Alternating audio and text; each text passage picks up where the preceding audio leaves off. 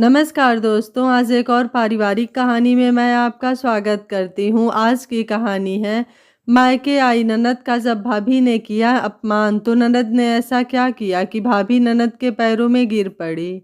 नीतिका बेटा, अच्छा होना अच्छी बात है, लेकिन कहीं ऐसा ना हो कि तुम्हारी सच्चाई का सिला लोग गलत तरीके से दें।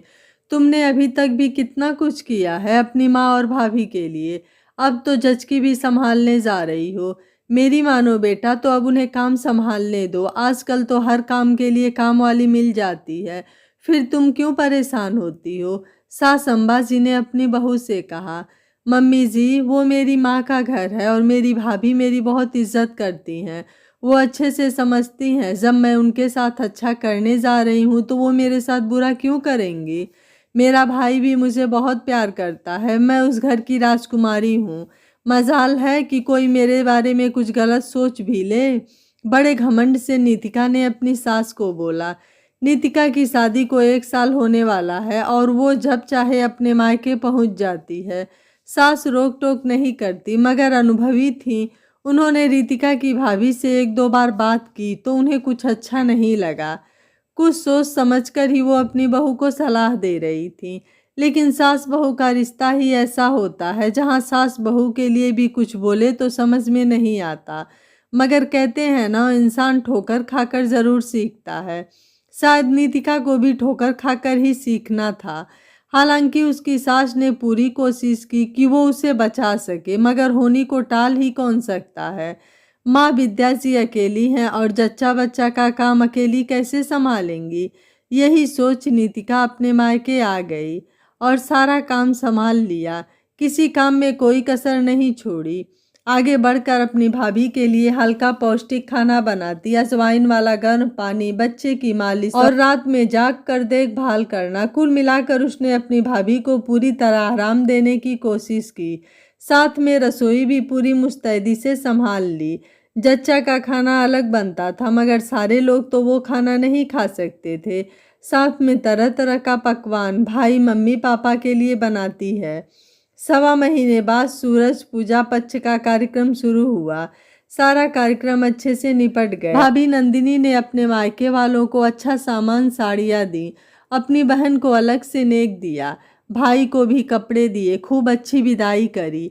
नीतिका सोच रही थी, भाभी जब अपने मायके वालों को लिए इतना पूछ रही हैं, फिर उन्हें तो पता ही है कि मैंने उनके लिए क्या क्या किया, और फिर ससुराल जाऊंगी तो यूं खाली हाथ थोड़ी ना भेजेंगी।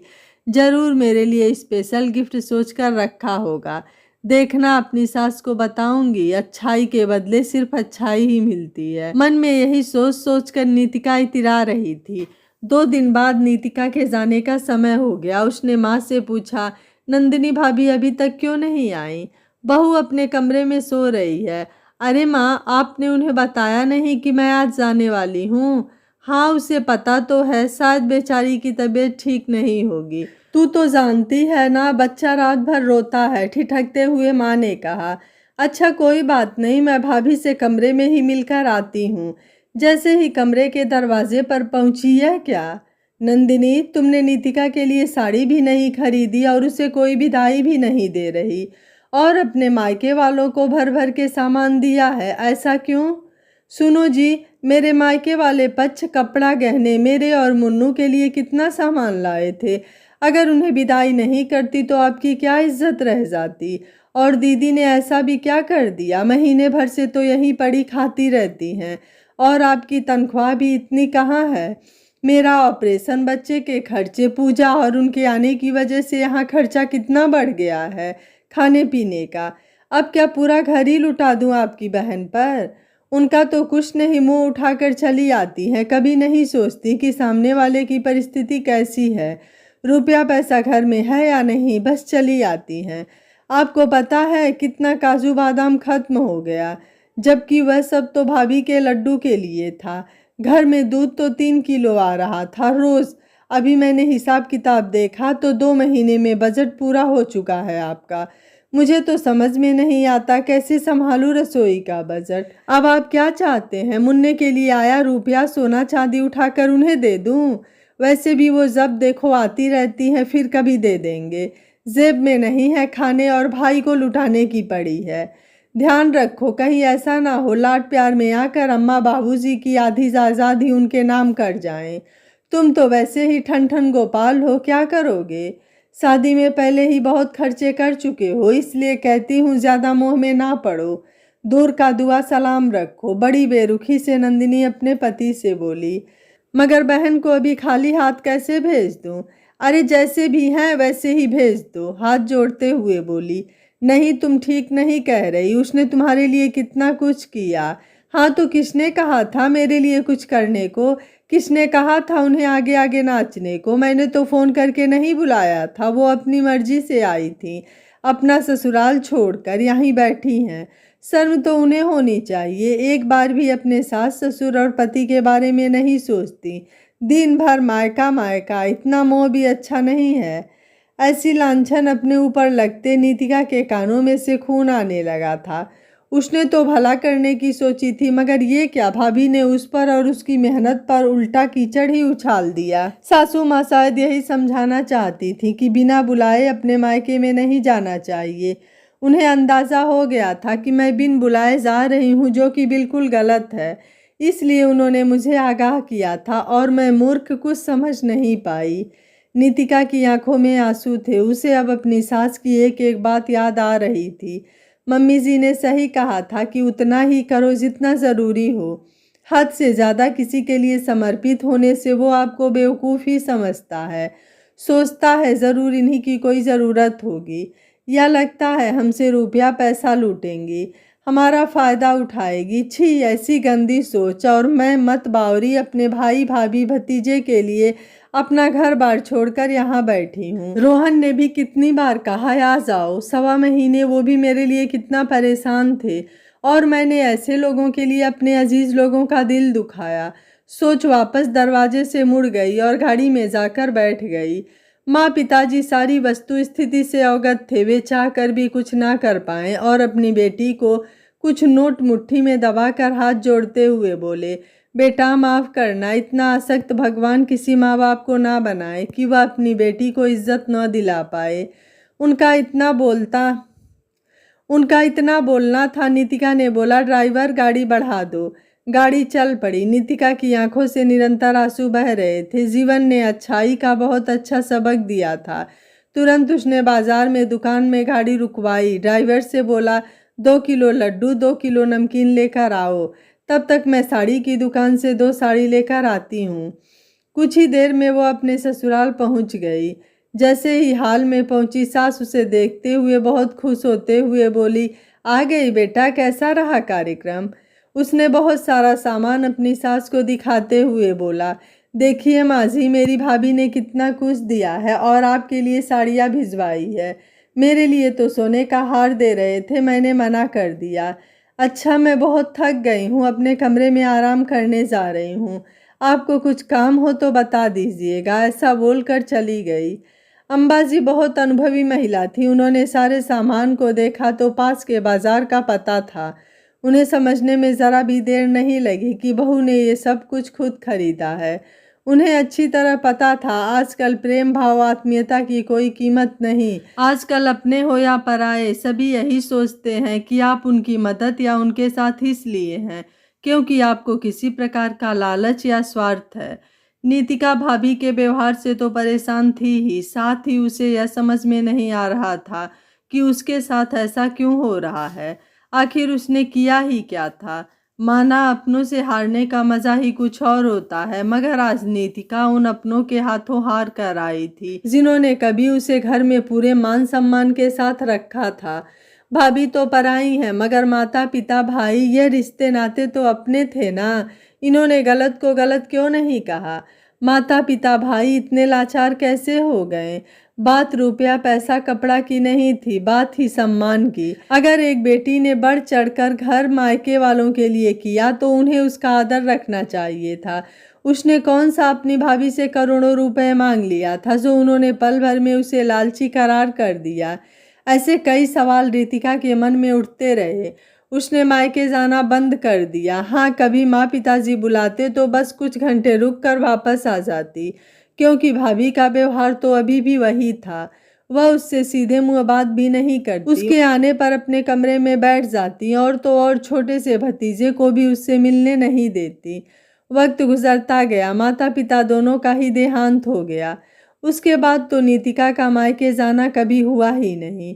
नीतिका के दोनों बच्चे स्कूल में पढ़ने लगे। एक दिन जब वह बाजार से लौट रही थी तो देखा भाई बिपिन किसी दुकानदार से बहस कर रहा था, जिसे सुन नीतिका बिपिन के पास आकर बोली, भैया आप इस शहर में और आप यह रुपयों के लिए बहस क्यों कर रहे हैं?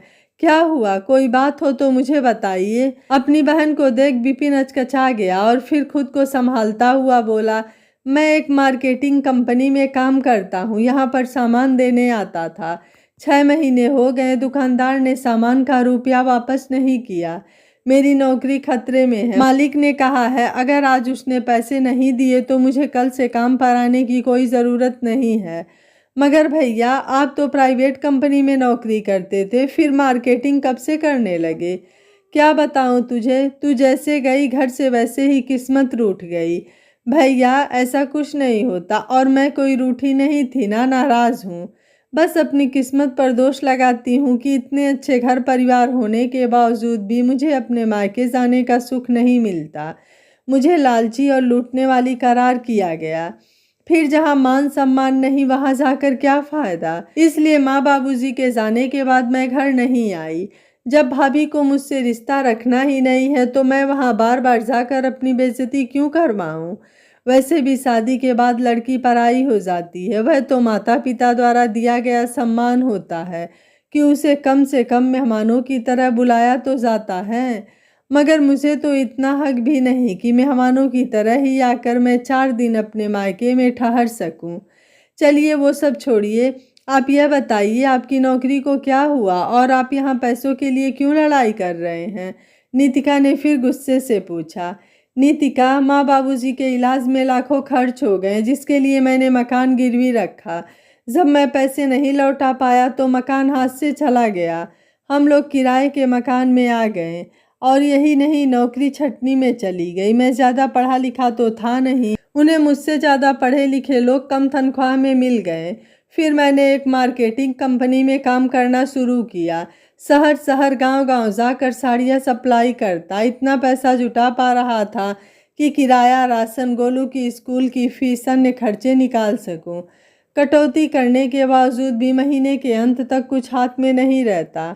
पिछले 6 महीनों से ये काम भी घाटे में चल रहा है, उधारी बढ़ गई है। इसलिए मालिक ने मुझे नौकरी से निकालने की धमकी दे डाली है। अब तुम ही बताओ मैं क्या करूं? मैं तो कई बार सोचा तुमसे बात करूं, तुम्हें अपनी परेशानी बताऊं। फिर मैं सोचता जब मैं तुम्हारे साथ खड़ा न रह पाया तो आज अपनी मजबूरी बताकर तुमको दुखी कैसे करूं? मैं दोषी तो हूँ, मुझे उसकी सज़ा तो मिलनी चाहिए और भगवान दे भी रहा है। फिर भैया वही बात, आपको कोई सज़ा नहीं मिल रही, आप चलिए मेरे साथ। बोल अपने घर ले गई। वहाँ पर अपने पति रोहन को सारी बात बताई। तब सारी बात समझ रोहन बोला, भाई साहब 2-3 जगह मेरी पहचान है, वहाँ मैं आपकी बात चला सकता हूँ। आशा है 7-8 दिन के अंदर आपको कोई नई नौकरी मिल जाएगी। और भैया यह रहे कुछ रुपए, फल और मिठाई बच्चों के लिए। नहीं नीतिका, मैं तुमसे रुपए नहीं लूँगा। वैसे भी मैं इस लायक ही नहीं कि तुम्हारी मदद ले सकूं। बोल अपना सिर झुका लिया। भैया अपने होते किस लिए हैं? मुसीबत आए तो भागने के लिए नहीं बल्कि डटकर उसका सामना करने के लिए। और फिर जब अपने साथ होते हैं बड़ी बड़ी मुसीबत भाग खड़ी होती है। देखना आपके दिन भी फिर जाएंगे। अब तुमने कह दिया है तो सच ही होगा। बोल बिपिन वापस चला गया। कुछ दिन बाद उसे नई नौकरी मिल गई। घर के हालत सुधरने लगे। तब उसने अपनी पत्नी नंदिनी को सारी सच्चाई बताई। नंदिनी सच जानने के बाद बहुत शर्मिंदा हुई। उसे अपनी सोच पर बहुत शर्म आई कि उसने जिस ननद की कभी परवाह नहीं की, उन्हें कभी सम्मान नहीं दिया, बुरा भला क्या कुछ नहीं कहा, फिर भी उन्होंने बिना कुछ सोचे समझे उसकी इतनी मदद की। तब नंदिनी बिपिन से बोली, सुनिए जी, मुझे अपने किए पर बहुत पछतावा है। आज ही हम नीतिका दीदी के घर जाकर उन्हें यहाँ बुला कर लाएंगे और मैंने जो भी गलतियाँ की हैं उनकी माफ़ी भी मांग लूँगी। मुझे पूरा यकीन है वो मुझे माफ़ कर देंगी। तभी पीछे से आवाज़ आई, किसको किससे माफ़ी मांगनी है? देखा तो नीतिका थी। दौड़कर नंदिनी उसके पैरों में गिर पड़ी। दीदी, मेरी सोच बहुत गलत थी। आपने हमेशा हमारी मदद की, मगर मैंने आपके साथ बहुत गलत किया। मुझे माफ़ कर दीजिए दीदी, बोलकर रोने लगी। भाभी, आपको अपनी गलती पर पछतावा है। बस मुझे इस बात की खुशी है, अब वो पुराना वक्त लौट कर नहीं आ सकता, मगर मैं उस बीते वक्त को याद कर आज के सुनहरे पलों को खराब नहीं करना चाहती। इसलिए आप माफ़ी मांगकर मुझे शर्मिंदा न करें। जी, लेकिन अब आप मुझे आपकी सेवा करने से रोक नहीं सकती। अभी जाकर मैं आपके लिए आपकी पसंद की मूंग दाल का हलवा और प्याज की कचौरियाँ बनाकर लाती हूँ। उसके बाद हम शॉपिंग चलेंगे, आपकी पसंद की साड़ियाँ जो खरीदनी है। अरे भाभी, एक साथ इतना सारा प्यार न लुटाना, वरना कल को कहोगी ननद घर लूटने आई है। मेरे भाई से बोलोगी अपना घर लुटा दूँ जीजी पर।